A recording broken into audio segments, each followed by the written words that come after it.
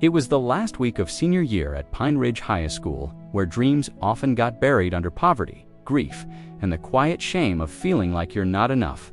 Mr. Ellis, at 58, sat at his desk grading final exams. He'd been teaching for 25 years. No promotions, no real thanks, just the echo of empty desks and students who had mentally checked out long ago. Then he saw Avery's test. Score 12%. Most answers were blank. Just scribbles in the margins that read, "Why bother?" He almost tossed it in the failing pile, but something made him flip it over. On the back, in shaky handwriting, were words that stopped him cold. "My mom's in the hospital again. I worked all night cleaning offices. I haven't slept in 3 days. But I came to your class anyway. You the only one who doesn't look at me like I'm already gone." Mr. Ellis's breath caught in his throat.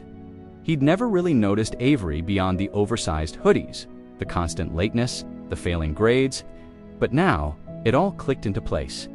He remembered how she'd sometimes stay after class just to wipe the whiteboards clean. He recalled her asking thoughtful questions that no one else dared to ask. He even remembered her once saying, "Your class feels like air," and he finally understood what she meant. It was a place where she could breathe. He immediately pulled her student file. The details painted a heartbreaking picture.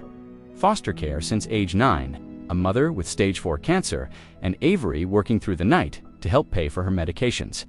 There was no one at home asking how her day was. That afternoon he found her in the school library.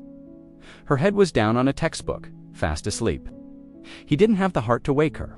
Instead, he quietly left a note on her book. "Retake the test tomorrow, 7 a.m. I'll be here, Mr. Ellis." The next morning she came. She was exhausted, nervous, but she tried.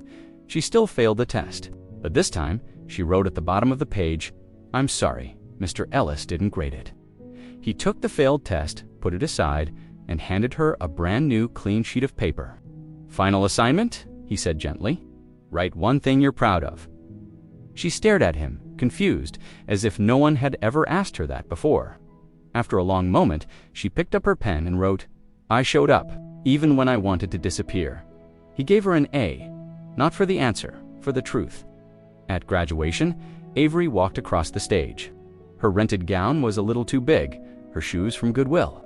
She scanned the crowd, knowing she wouldn't see any family there. But then her eyes locked on him, Mr. Ellis, sitting in the front row, holding up a handmade sign. It read, "I see you, Avery." After the ceremony, she ran to him, tears streaming down her face. "I got into community college," she whispered, her voice thick with emotion. "Night class is a day job, but I'm going." He pulled her into a tight hug. "I knew you would," he said, his own voice breaking. Years later, a letter arrived at the school addressed to him. It said, "Dear Mr. Ellis, I'm a nurse now. I held my mom's hand when she passed last spring. She always said your class gave me hope when I had none. Thank you for seeing me before I could see myself. Avery." That fall, Mr. Ellis didn't retire.